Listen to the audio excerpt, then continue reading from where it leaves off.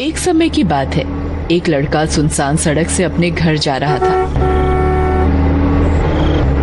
तभी उसने देखा कि रास्ते में एक लड़की बेहोश पड़ी हुई है और वो गाड़ी रोक देता है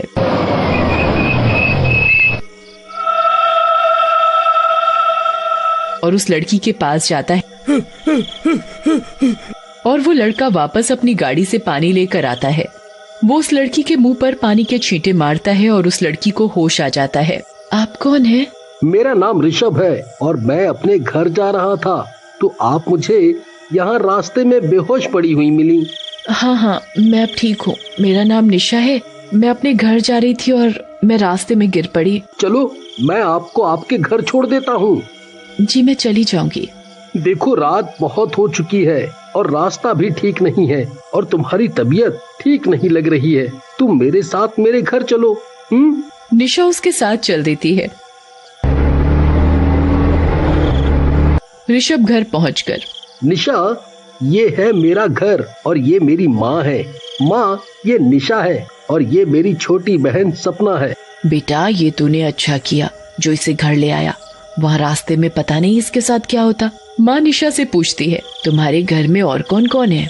माँ जी, मैं अनाथ हूँ, मेरा इस दुनिया में कोई नहीं है। ये सुनकर ऋषभ की माँ को निशा के ऊपर दया आ जाती है और वो निशा से कहती है, अब से तुम यहीं रहना और अपने आप को कभी अनाथ मत कहना। अब से मुझे ही अपनी माँ समझना। जी माँ जी। निशा, तुम्हें किसी चीज की जरूरत हो तो बेझिझक मांग लेना।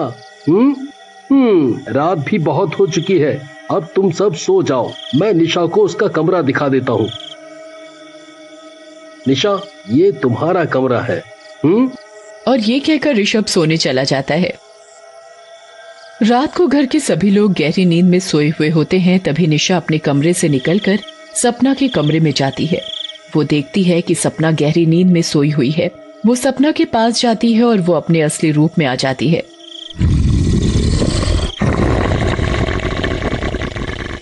वो निशा नहीं, एक डरावनी चुड़ैल होती है और वो सपना के पास जाती है और उसकी गर्दन में अपने नुकीले दांत गड़ाकर खून पीने लगती है। तभी सपना की आंख खुल जाती है। सपना बुरी तरह चीखती है, चुड़ैल, चुड़ैल, मुझे छोड़ो। अभी कैसे छोड़ दूं? अभी तो मेरी प्यास भी नहीं बुझी है। अभी तो मुझे तेरा गरम खून पीना है। मुझे छोड़ दो, मुझे मत मारो। तेरा खून पीऊंगी तभी तो मुझे ताकत मिलेगी। और चुड़ैल खून पीकर गायब हो जाती है। अगली सुबह, ऋषभ, सपना, निशा कहाँ रह गए? नाश्ता लग गया है, सब आ जाओ। ऋषभ आ जाता है। माँ ऋषभ से कहती है, देखना तो ये सपना कहाँ रह गई, अभी तक नहीं आई। माँ, मैं अभी देखता हूँ। तभी सपना भी आ जाती है। सपना, आज तुम्हें आने में इतनी देर कैसे लग गई?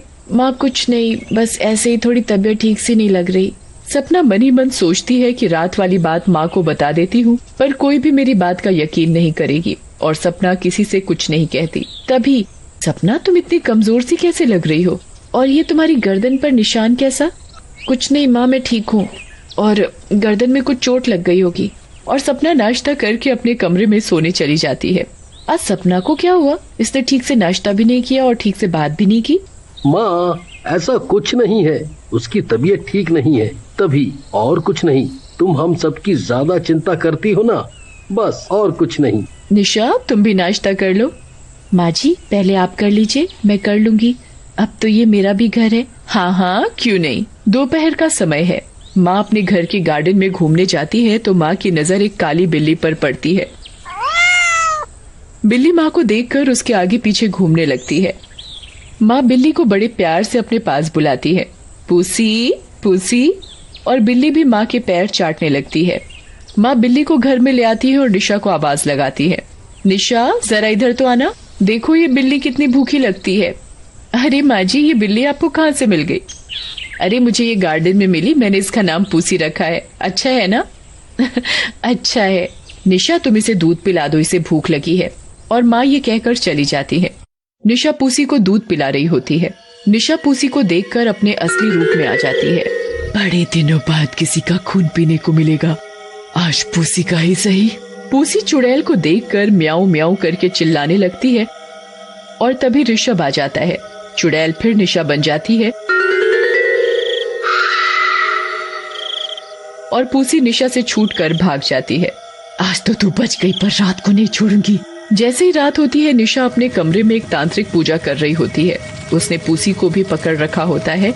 वो अपने असली चुड़ैल रूप में होती है। वो बेहद डरावनी लग रही होती है और मंत्र जाप कर रही होती है। ओम ह्रीम क्लीम चामुंडाय बिच्चे, ओम ह्रीम क्लीम चामुंडाय बिच्चे।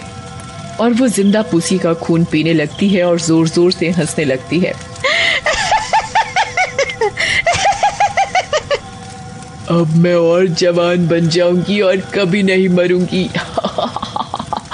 मैं अमर हो जाऊंगी, बस अगली अमावस तक, फिर मुझे कोई नहीं मार सकेगा। अगली सुबह माँ अपने गार्डन में घूमने के लिए जाती है तो वो पूसी को मरा पड़ा हुआ देखकर बुरी तरह चीखती है। हाय मेरी पूसी, तुझे किसने मार डाला? हाय मेरी पूसी। और माँ पूसी को लेकर रोती है। माँ, किसी जानवर ने पूसी को मार डाला होगा। और निशा अंदर ही अंदर खुश होती है। माँ परेशान ना हो, अब होनी को कौन टाल सकता है। आप अंदर चलिए। और अगले दिन। निशा, क्या बात है? आज तुम बदली बदली सी लग रही हो। निशा ये सुनकर थोड़ा डर जाती है और कहती है, मतलब?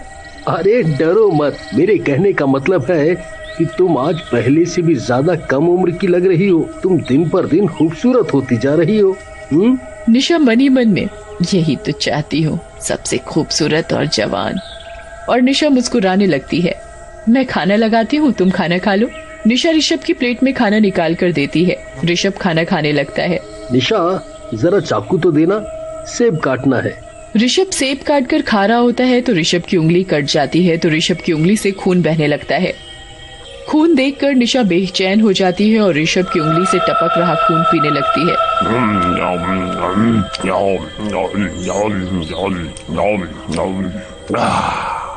निशा, मुझे कुछ नहीं हुआ, मैं ठीक हूँ।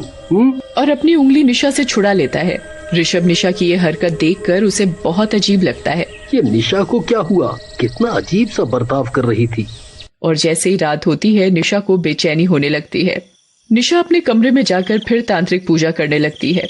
ओम ह्रीम क्लीम चामुंडाय बिच्चे, ओम ह्रीम क्लीम चामुंडाय बिच्चे। निशा जब पूजा कर रही होती है तभी ऋषभ की माँ पानी पीने के लिए रसोई में जाती है। अरे, इतनी रात में निशा के कमरे की लाइट कैसे जल रही है? और माँ निशा के कमरे के पास जाती है तो माँ की आंखें फटी की फटी रह जाती हैं। माँ देखती है कि निशा तांत्रिक पूजा कर रही है और वो निशा से चुड़ैल में बदल जाती है। वो खून से भरा एक लोटा उठाती है और पीने लगती है। ये सारा नजारा देखकर माँ की चीख निकल जाती है। चुड़ैल माँ को देख लेती है और माँ का गला पकड़ लेती है। मैं तुझे नहीं छोड़ूंगी, तूने मुझे देख लिया, अब मैं तेरा गर्म खून पीऊंगी। मुझे जाने दे, मैंने तो तुझे अपने घर में रहने के लिए जगह थी और तू मुझे मारना चाहती है। मुझे रहने के लिए घर की जरूरत थी और तेरे घर से अच्छी जगह मुझे और कहाँ मिल सकती थी।